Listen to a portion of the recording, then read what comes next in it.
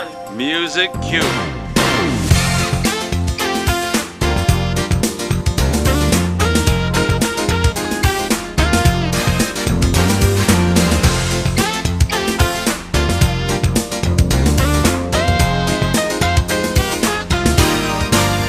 And cue her and slowly make your move.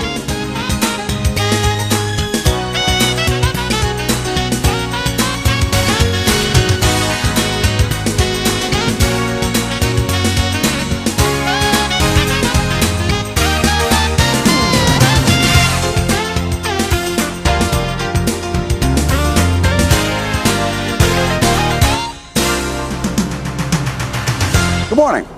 It's 7 a.m. and I'm on my way to Pine Valley. Well, it's not really Pine Valley, it's the ABC studios where over 250 people put together the Pine Valley that you see every day on television. We're going to tell you what we hope you want to know, like who does what, how the show gets put together, and what we wear under the covers in those bed scenes. Let's go. Well, folks, this is it. This is where it all happens.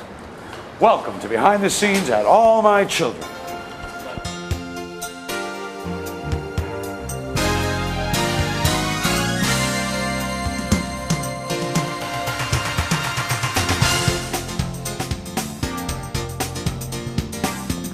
Well, folks, believe it or not, this is Pine Valley.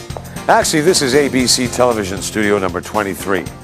It's a block long, the ceilings are over 40 feet high, and over 1,000 sets a year are put up and taken down in this studio. Yes, this is a very busy place. It has to be in order to turn out 260 shows each year. In fact, this studio never closes.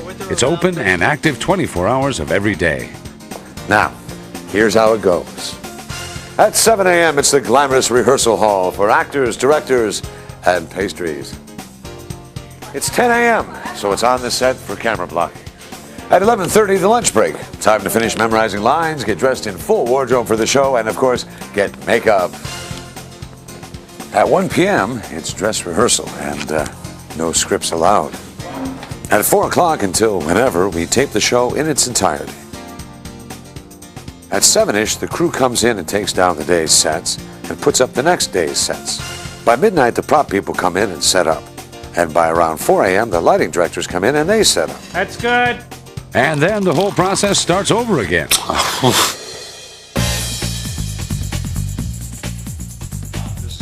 It's 7:30 a.m., and we're about to start what's called dry rehearsal. This is the first time that the actors and the director get to read through the scenes that are going to be taped later today. It all goes on right here in the rehearsal hall. This is something I've heard about all my life. Are you ready? I'm too big for this. Nonsense. Now watch your head. Hey, we made it. Get to the center. No, ignore the bed.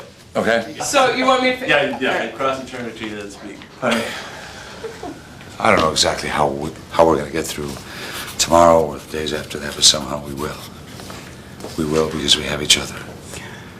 Whatever life throws at us, we can handle. Step away. No.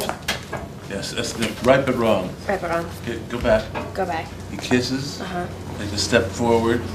No. No. Stay there. I can't do this. I can't do this. Take a pause and then turn. And then break away. 1, 2, 3, 4, 5, 6. I can't do this. You want me completely clear or just lean back? Just. I can't do this. Ah, you want it. I love that. You want it. I want it.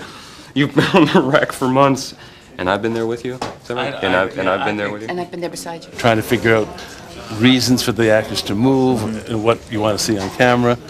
And then, of course, we haven't seen it yet, but in the rest of the day, we start giving the actors notes on how to play the scenes and so on, because there's just not much, you haven't got time. You can't start that at the beginning of the day, otherwise you'll still be on Act 1 and it's time to tape the show. And where do my fellow actors go when they're done in the rehearsal room? Why, they go to their dressing rooms, of course. Let's take a look. My heroes. Rembrandt and Shakespeare, and my alter ego, me, when I was a little baby. All of these things on the ceiling here, these are things that fans have sent me. Oh, look at this tie. A fan sent me this tie. This is the dressing room. You can guess that. In back of me here is a photograph of Gillian, who played Daisy, my wife, for about 9 years. And that is a still from one of our many battles. But she was a wonderful person, and I like to keep her around. I haven't a clue about storyline. I don't think anybody really does. Not a clue. And I don't often ask what it's going to be because you get very evasive answers about that. So I don't bother anymore. So actually, what it's going to be, you find out approximately 2 weeks in advance when you get a script. And then you see, oh, that's what's going to happen. Mary McGillicuddy, would you like to be running some lines? It's not Irish. Oh, It's the Scottish. just leave it leeward. Jesus flags. It's my favorite expression. They won't let me use it on the show. It's because They think there's something sacrilegious about it, but really it's very religious, isn't it? It's like it says Matthew- trust. We got our Lucy Ethel part. I've got one today. Don't Stonewall Jackson me. I mean, if your eyebrows had shot any higher off your head, they'd be orbiting Pluto by now. In essence, what I do is try to get inside each person and select a wardrobe for them that is the kind of wardrobe they would select for themselves if they were doing it. So I try to establish what I call a closet, that everyone has their little closet of clothes, just like you or I would have, and that it has an assortment of clothes that'll get us through a number of events. Here we have a rack that begins. I can move it for you. Erica's negligees. Many happy nights spent in these clothes, I'm sure. Erica's evening gowns, including, if you'll remember, the dress she waltzed in Budapest, which we had made and I designed, based on a dress that was actually in a museum in Budapest. Trevor is a guy, this is my take on Trevor. Trevor is a guy who wants to please the ladies. Okay. Always was. Okay, good. Yep. But doesn't really have a total sense of balance, and he has a sense of color, I think. Yeah. But doesn't quite know when to stop.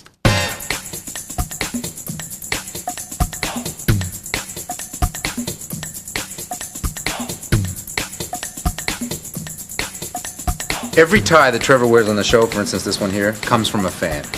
And when I wear the tie on the show, I take a picture of myself in the tie and I send it to the fan, letting them know when their tie is going to be the star of All My Children.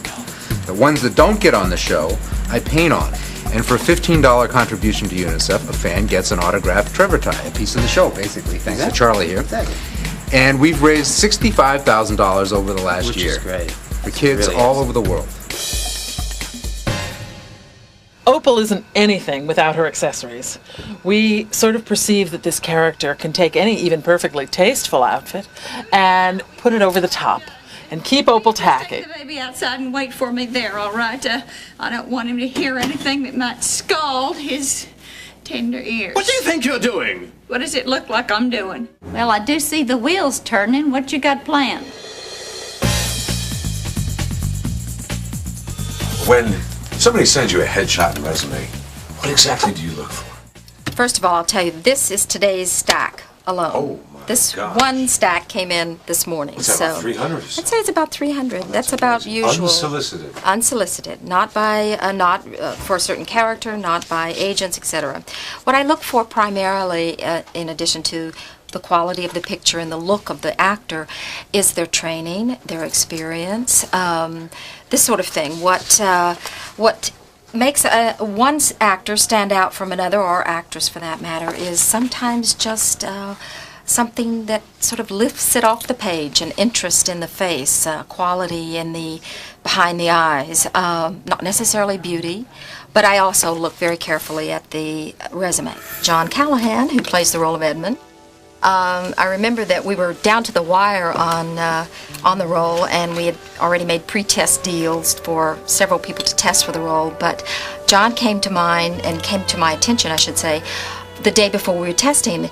Well, my executive producer, Felicia, was out of town in Cleveland, and I had to track her down at an airport and talk her into it. I said, Felicia, trust me on this one. You have to go for this guy. He's wonderful. We made the deal, and he got the job.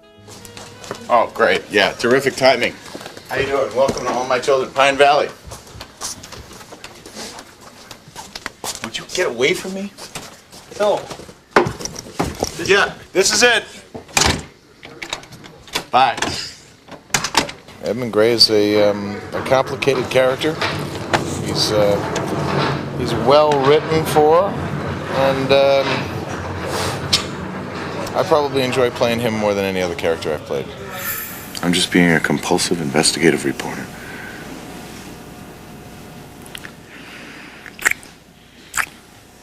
Okay. I'll see you later for dinner. You're leaving? Yeah, I got places to go, people to see. We're both men, we're both in love, we're both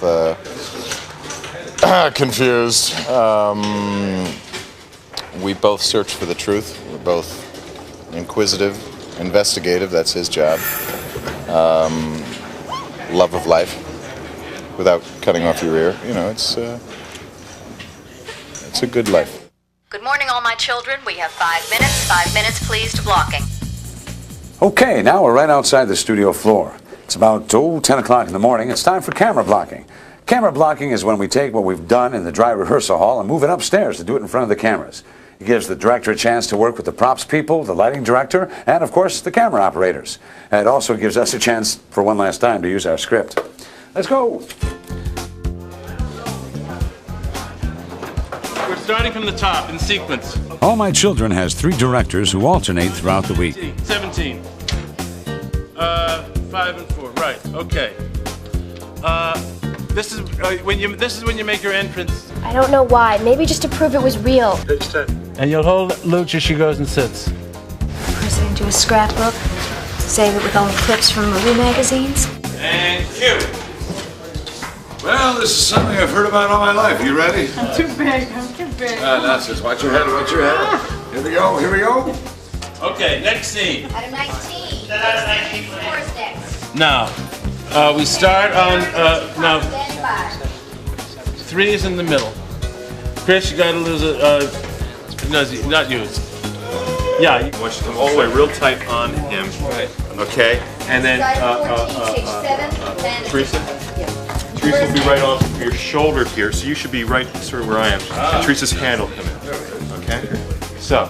Blocking is sort of mechanical choreography. It's you have cameras floating, you have boom trying to find position, you have lighting trying to find their position. So you have all this technical stuff just floating in the air, and it's almost balletic at times. You're just watching all this stuff, and you watch the actors finding where they're going, and you have to just sort of let it go to a certain extent and know when to say what, and know that they're gonna find it as we go along. I think you have to enjoy the fact that it's done quickly.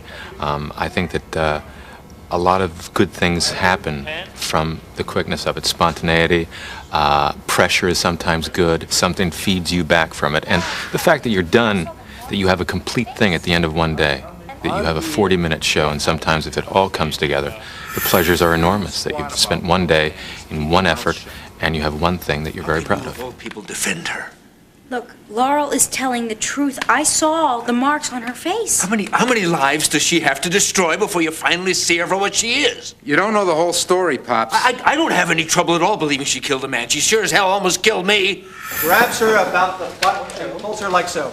Whoa! Very graceful. This way. Yes. Leg it down. Lay one on. Lay one. Sure? Mmm. 89, a little tighter here. Next scene, please. We're in the same position, so to speak. 14. To the tight two. Open door or stop before? Flat, you want to come, Chris. Open door, step in. Tighter, you want to do anything you want to grab, man. Good. 99 out of 100 chances I'm dead wrong on this Brooke and Ted Dixie business. Okay? Now she closes. She then looks down stage to camera 3. I am now off stage.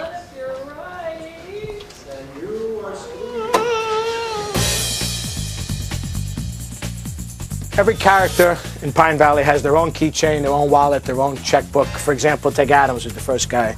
If you take a look at it carefully, you can see that he does have his own banking account in Pine Valley.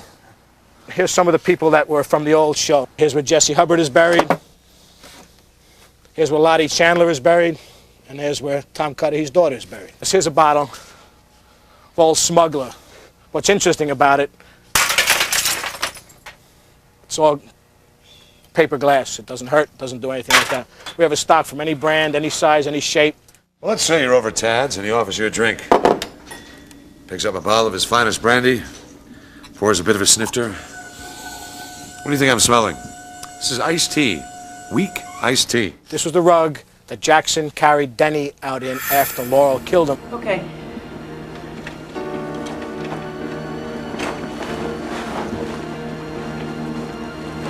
Oh, no, empty. Almost empty elevator. This is almost too easy.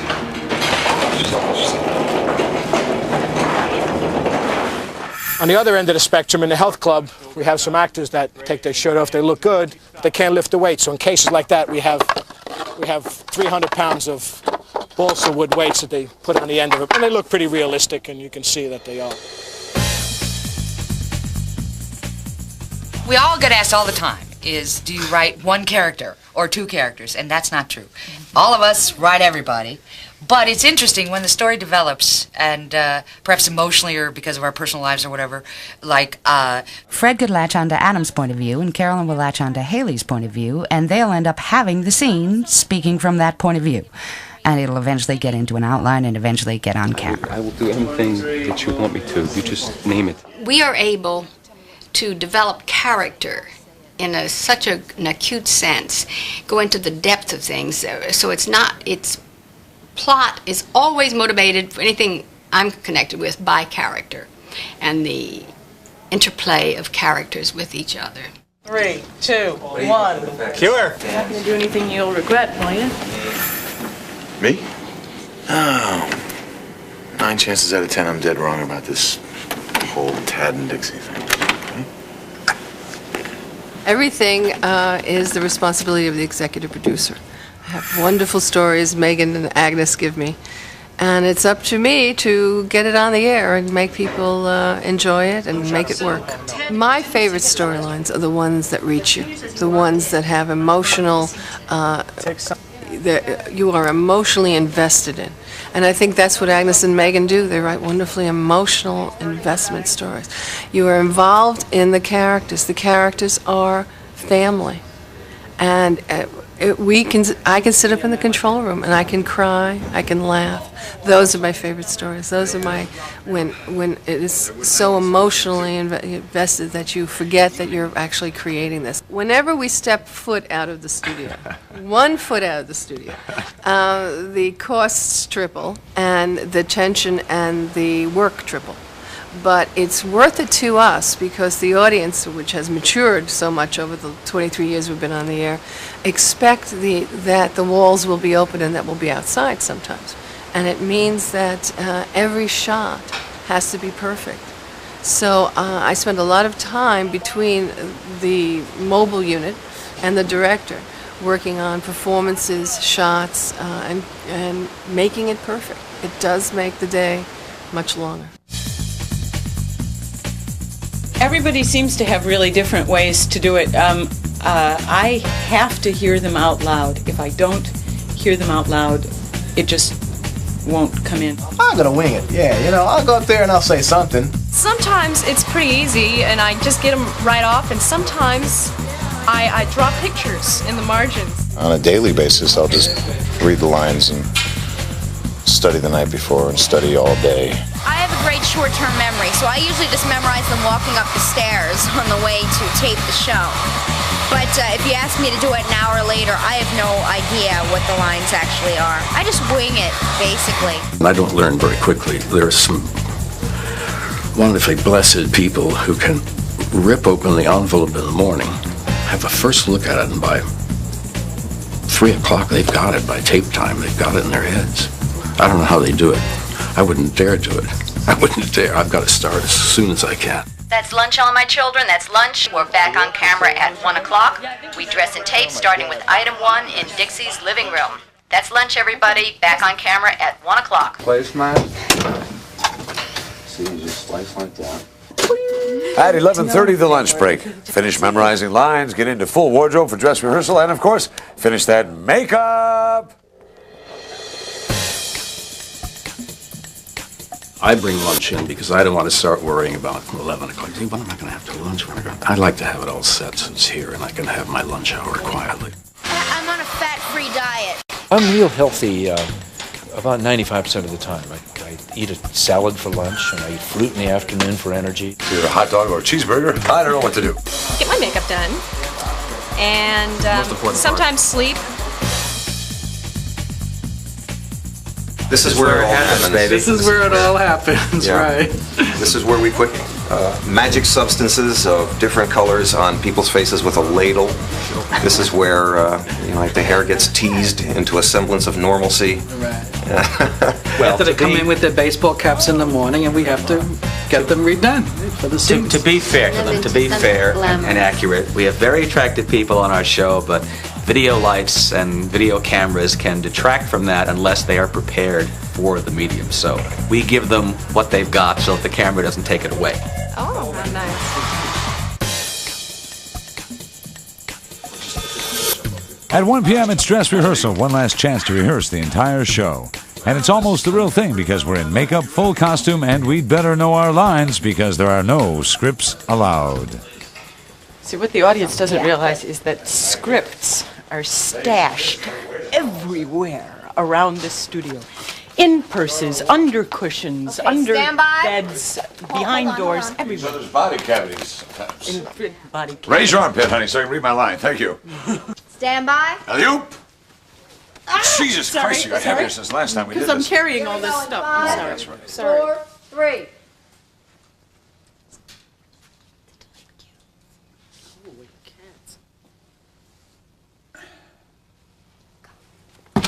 Well, this is something I've always heard about, but I've never been able to do. Are you ready? Too big for No, this. you're not. Watch your hand. Watch your hand. Oh, no. All right, now get that door. This is our honeymoon. Use your feet. Show me those talents. There we go. Alley-oop. What are you wearing, honey? A strapless bra, because my shoulders have to be naked, and then this lovely little half slip. So it'll be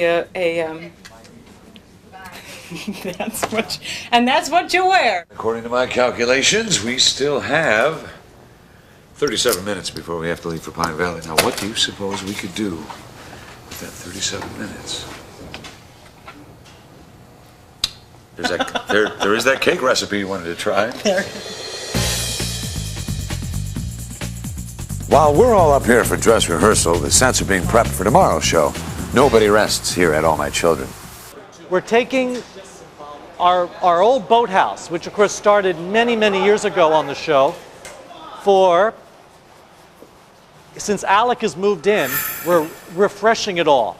We're taking a bit of the aging out and keeping the same dark, rich, mossy green, but we're restoring all the stonework, the field stonework.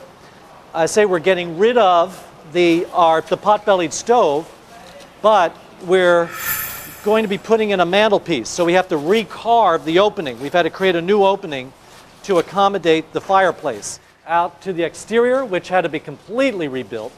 Again, the exterior will keep a little bit of texture, a little bit of the patina on it, and we add vines and trees and exterior look. We use all artificial for our trees. All the foliage is artificial and OSHA approved, flame proof.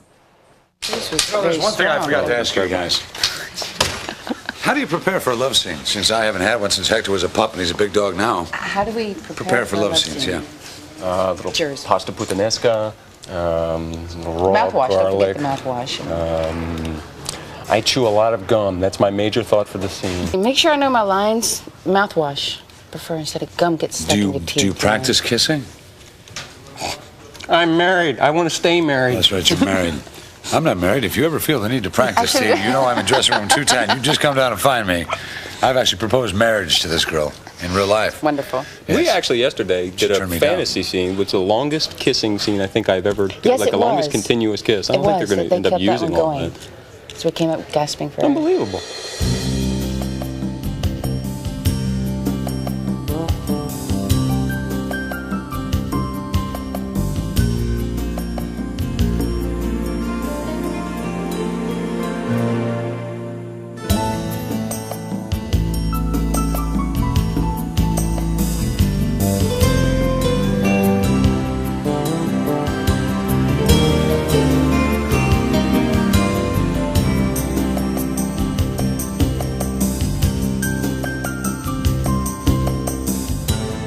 had a kissing scene yesterday. Did you? Yeah, you know Harold the dog. He gave me a little lick. Well, I'm going to go prepare for my lack of love scenes. Excuse me. Okay. Carry on, you two. Tell Harold I said hi. The boathouse is yours. Thank you. Okay. Shall we continue? Yeah. All right. Where were we? If I had to play Adam all the time, I would have probably killed a few people by now. Or they'd have killed me. One of the traps of being on a soap is playing the same character for so long, and depending on what they write for you, sometimes the character doesn't really change much, and it becomes...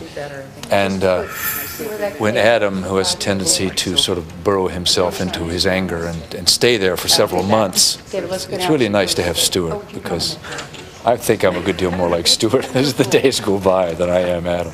He's a lot happier.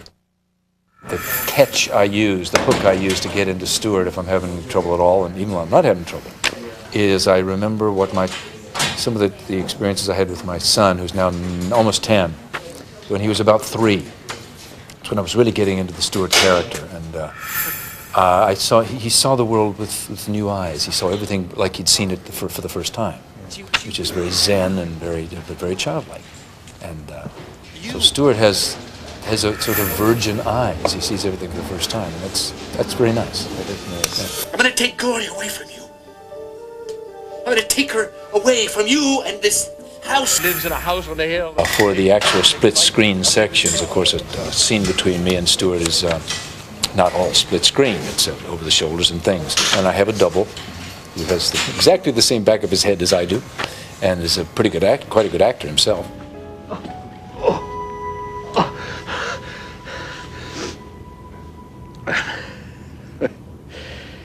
I'm doing penance, you know. I saw that tonight. I'm being punished. What for? For my greed? For being selfish? For taking Gloria away from you? That isn't true. All right. We're going to give away one of our trade secrets. Good. This is how we get Adam Chandler to act with Stuart Chandler, played by the same actor. We're going to do something called a split screen. Here's our script. We're going to show you this with Kelly Ripa, who normally plays Haley. Sarah, cross in. Quiet on the floor, please. Here's the rehearsal. This first part's real easy. All I have to do is sit here, and Michael does all the work. So we would say in... Just a rehearsal. Ready. 5. 5, 4, 3, 2, 1. And kill her. And she sees. You? And you were expecting Michael Knight? She'll say. No, I'm just stunned by your beauty. Now, Sarah, who is a perfect human being, has not said any of the lines because we don't want that to overlap. Great. Stand by to record. That was terrific. Let's record it. Roll tape. Yeah, roll them. Roll C to record, please. C only. Okay, so we're recording half of this. We've got Kelly on one half. And what we're setting up is Kelly being able to talk to herself. In 5, 4, 3, 2, 1. Cue her. You? No, I'm just stunned by your beauty. All right. Now, Michael's got a tough job. He's got to find a place on this frame, and you can take a look at it. Michael, show the hard line. Lenny's working. Rob, 2 minutes. So the left side of the screen is tape and the right side is the live camera. Can we cue it and play it on C, please? Roll A and B to record, stand by C for playback. What about if they wipe it in? They wipe it in once.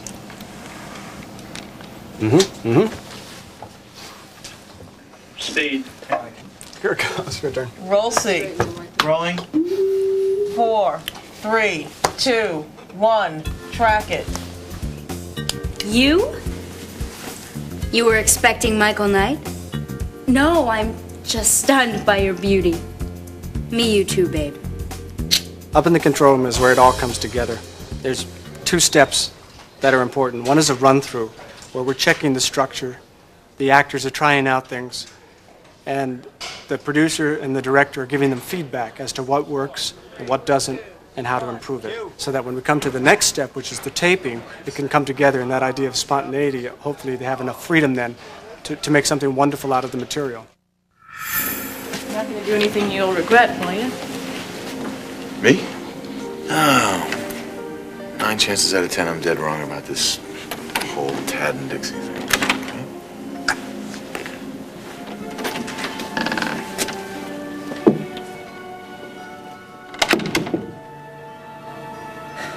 But what if you're right? Felicia? Yeah. Do you want to keep that piece in the middle? You're gonna show us some emotional music on that? Felicia, I will, yes. It happens live as the show is being laid down. We lay the music down. Sometimes, though, what we do is, if it's a complicated scene, for instance, if we have an actor playing 2 different roles, we send the music to what's called post. The whole show goes up to post, and then it's mixed up there. Anything else around here the way you handled my wife? Well, here we are just outside the sound effects room. Do you realize that when Jackson knocks on a door, he doesn't really knock on that door? That sound is fed to the floor when I'm supposedly knocking. I just stand there with my hands in my pockets and just wait. Knock, knock, knock. Let's go and see how they do it.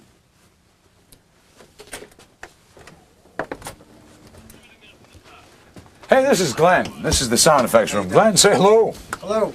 How's everything? Glenn, I was just telling them that we don't really knock on doors down on the studio floor, that you take care of that for us to keep our knuckles nice and clean. That's right. We don't want to get you guys all dirty. Show us how you knock on a door. Let's say Jack is knocking before he walks in someplace. Okay, this is the door here, and if you being a big guy, of course, we knock pretty heavy. And if I was a little guy? It would just be something nice and gentle for Eric. And if I was Haley?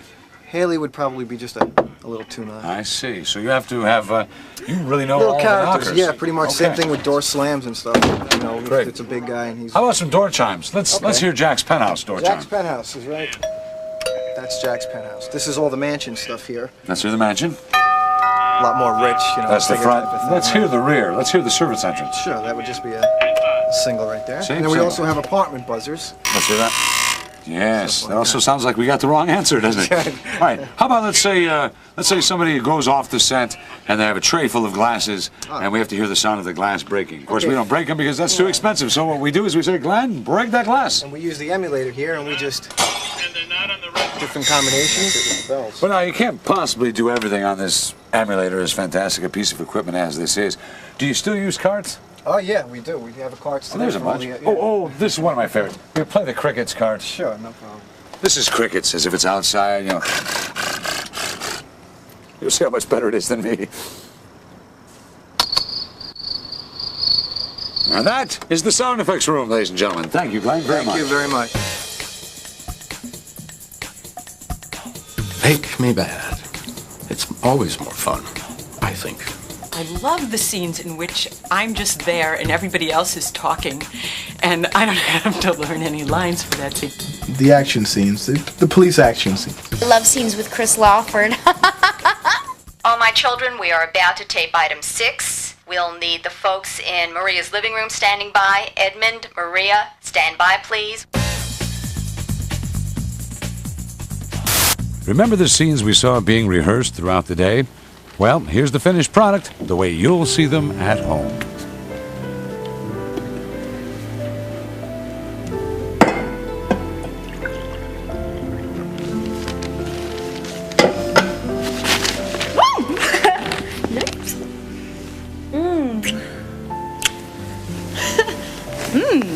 This is one of the nicest mornings off I have ever had. You lie. Cross my heart. The breakfast in the country and coming home to know Julia. This has been peaceful and lovely. You're not going to do anything you'll regret, will you? Me? No. 9 chances out of 10 I'm dead wrong about this whole Tad and Dixie thing.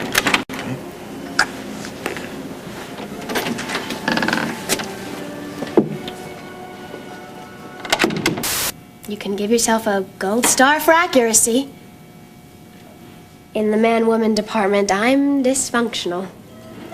Oh, yeah? I doubt that.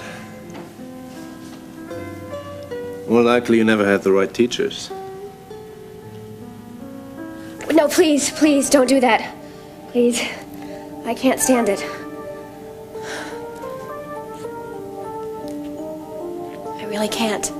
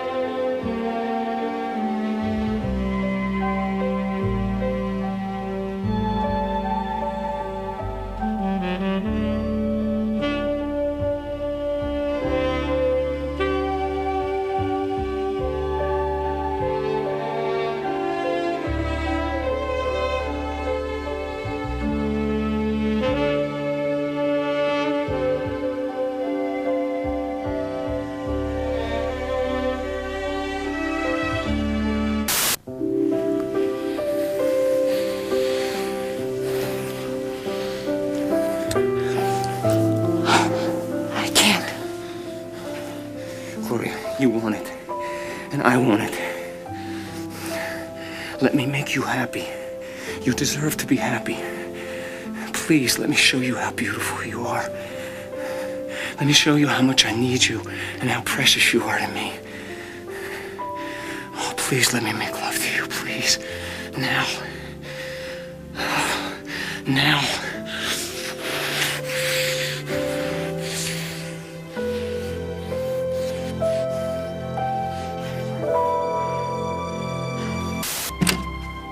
This is something I've always heard about, but I've never really had a chance to do. You ready? Oh, you're not. Just watch your head.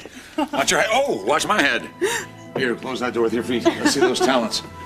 Drop that bag. Drop that coat. Stand up here and tell me, how is my wife?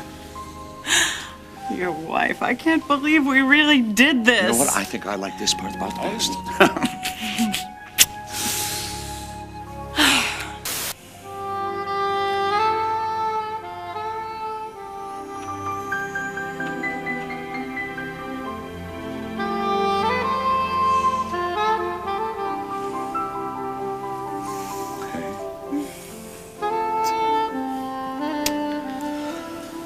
How long were you watching me? Not nearly long, huh?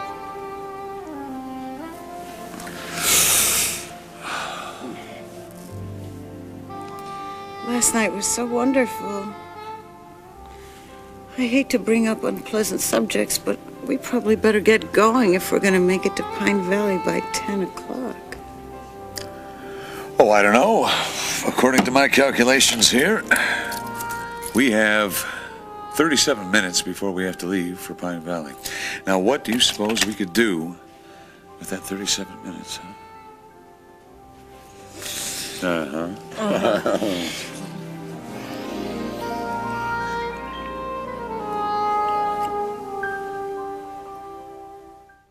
Never do today what you can put off till tomorrow. If you can keep today being interesting and compelling, because we come this way but once. I've enjoyed just going out and taking walks and seeing the town. I'm getting to know New York. It's new to me. Talk on the phone? Mm-hmm. Talk on the phone. I usually try to catch a movie. The laundry, the shopping. Sleep, laundry, and feed the cat. That's all I do on my day off. That's a wrap, all my children. Thank you, everybody. Good night. Well, it's already about 7:30 p.m., but the day at All My Children is only half over. At 7-ish, the crew comes in and takes down the day's sets and puts up the next day's sets. By midnight, the prop people come in and set up. And by around 4 a.m., the lighting directors come in and they set up. And throughout the whole day, Agnes Nixon is plotting, and the show's writers are writing, the casting director is casting, Carol is shopping, and the props guys are propping, and the set people are building. Yes, folks, Pine Valley is open 24 hours a day. Of course, the best thing about working in a studio in downtown New York City is after you're done with a busy day of taping, you can just kind of slip out into the masses unnoticed. Sometimes. Hi, how are you? Good to see you. How you doing? Just right over. Here's the name there. There you go. Oh, sure. You can even have your pen back. What a day for you, huh? How are you? We have a wonderful audience. They keep us on our toes and they keep us stimulated. And thank you.